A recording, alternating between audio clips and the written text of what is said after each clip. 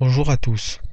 Cette vidéo va porter sur un thème, une marque qui autrefois avait conquis une bonne partie du marché de l'automobile sportive. Après plusieurs PDG passés aux commandes de la marque, l'entreprise met la clé sous la porte en 2012. Je veux parler bien sûr de TVR. La marque voit le jour en 1947, créée par Trevor Wilkinson. D'ailleurs, le nom de TVR vient de Trevor forcément. Et donc, ils sortent leur première voiture en 1949. Deux modèles ont suivi, et ce n'est qu'à partir de 1954 que TVR produit en série, très limitée certes. C'est là que Trevor reçoit un coup de fil qui va booster son entreprise. Un Américain nommé Ray Seidel, il commande un châssis sportif.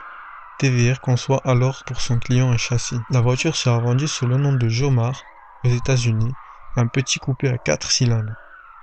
Seront nés à partir de la Jomar de nombreux modèles sportifs chez TVR. Grâce au succès de la Jomar, TVR a pu passer à la vitesse supérieure. La marque déménage à Blackpool. La production se développe notamment grâce aux ventes du coupé Grand Touran lancé en 1958. Pas mal d'entre elles seront vendues en kit, évitant de payer la taxe. La Grand Touran sera vendue aux États-Unis.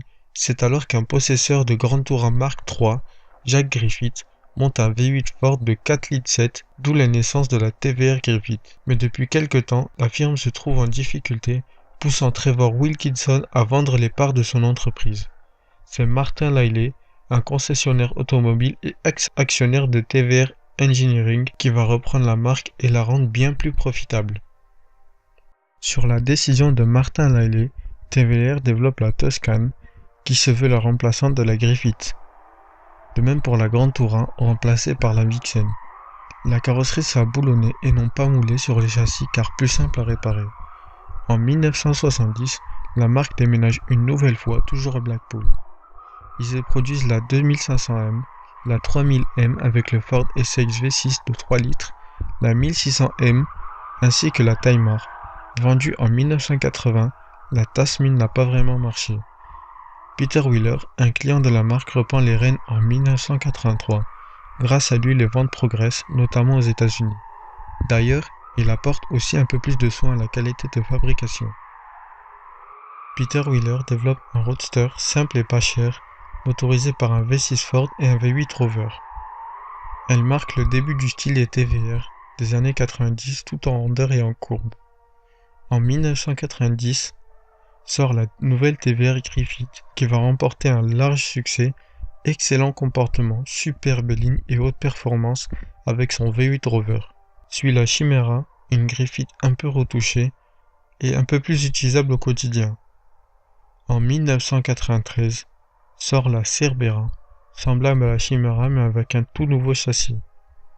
Plus sportive, la Cerbera se targuait de V8 4,5 litres et 4,7 litres de 360 et 420 chevaux, ainsi qu'un 6 cylindres en ligne de 350 chevaux, jusqu'en 1997, où Peter Wheeler dévoile une Cerbera ultra performante, la Cerbera Speed 12, avec un V12 de 7,7 litres de 800 chevaux et 800 Nm de couple, soit bien plus que n'importe quelle voiture de série à l'époque. Pire encore, les TVR sont des sportives relativement légères, celle-ci ne pesait que 1000 kg, pour 800 chevaux et 800 Nm. Elle fut développée pour la compétition, mais le projet sera finalement abandonné et la voiture ne sera jamais produite. Ce fut la grande époque de TVR, où en 1998, TVR était le troisième constructeur de voitures haute performance, derrière Porsche et Ferrari. Dans les années 2000, sort la Tuscan Speed 6, la Tamura, un magnifique roadster 6 cylindres, la T350 en 2002 et la Sagaris en 2004. La marque rencontre quelques problèmes d'homologation, puis un Russe, Nikolai Smolensky, rachète la marque. L'entreprise s'éteint dans l'ombre en 2012.